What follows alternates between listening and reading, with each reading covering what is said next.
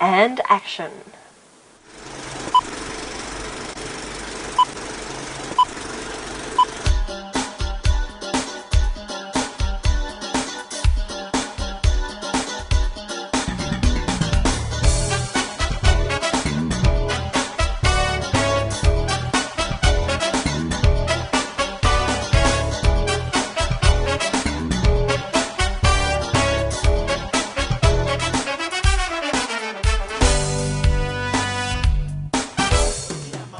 Over a 10-day period in November, Film Africa showcased more than 50 of Africa's best films, featuring screenings, questions and answer sessions, and live music performances.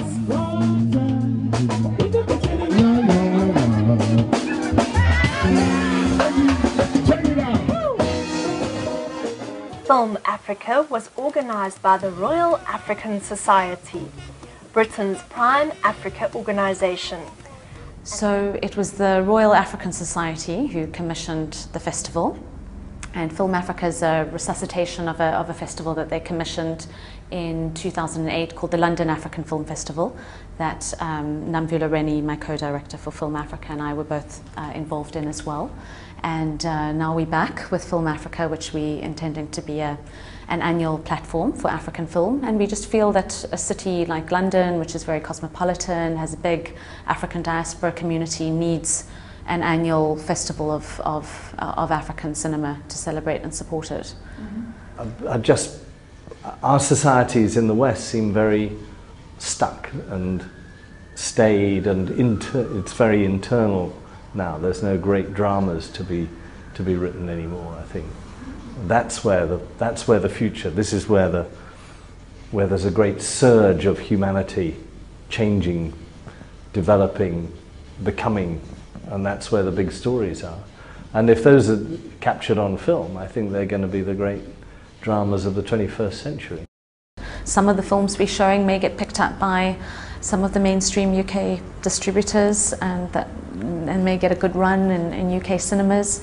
We'll certainly keep doing our best and working hard to try and do the best we can for these films and the filmmakers. Obviously, festivals are fragile entities, and so yeah, it will take a lot of effort and will, but I hope we can sustain it.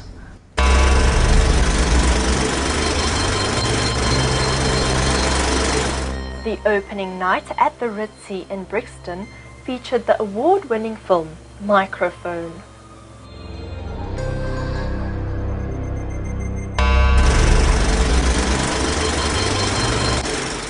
You know what, I'm getting goosebumps now because what happened when we finished the film, there was the horrible terrorist attack on the church in Alexandria, the bombing of the Two Saints Church. The Two Saints Church bombing happened 1st of Jan 2011, and we lost some actually crew and family members from the crew in that bombing, and we were really touched, and we wanted to do something. So the idea was to make a concert with all the bands in the film, and the revenue would go in support to those families. And we actually ended up living the same story in the film, looking for a venue, looking for an official to give us an okay to. It was crazy. I mean, and we're not underground. I mean, we have established names. I'm in the film. The producers, directors.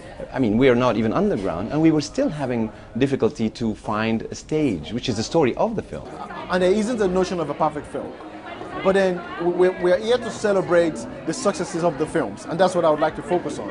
I think making a film to address an issue in a country like Egypt, and that issue comes to fold and becomes something as big as it is right now, you know, to overthrow or sitting precedent, you know, it shows the foresight and the producing, you know, acumen that goes within these talents of people that come together to make this film.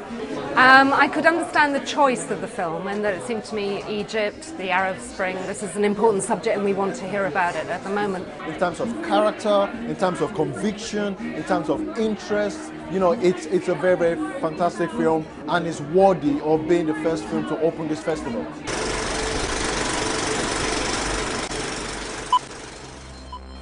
Hailing from Zambia, she is one of Africa's brightest women filmmakers. Her film, Mwanza the Great, was also selected to compete for the Silver Baobab Award for the Best Short African Film.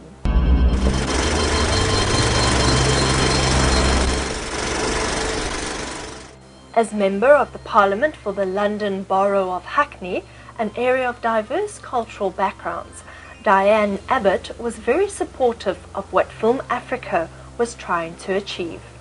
I was very excited because I know there's a lot of really interesting and innovative film coming out of the continent of Africa, and this is a wonderful showcase for it. Rumour has it, I haven't done any research on this, but rumour has it that Hollywood has really woken up to Nollywood, is very threatened by Nollywood, and I think we might find Americans starting to adopt Nigerian models soon. So yes, let's find solutions in Africa, but those models could also be exportable to the rest of the world. And I hope as Africans we manage the terms of those engagements. But I also think that with short films in Africa right now, I think there's a lot more experimentation generally. I think we're hopefully going off in a very interesting direction. I mean, you've got Nollywood, you've got a lot of melodramas that have very, very specific tropes and, you know, follow certain ways of expression, etc. But then I also think that there are, you know, I judge a short film competition for the Africa in Motion Film Festival that's based in Edinburgh. And I've done that for the last 3 years, and all the films that you see, it's just amazing how inventive and strange and quirky they are. And I think that's something that is just so African, actually. I really enjoy that. You just think with a little bit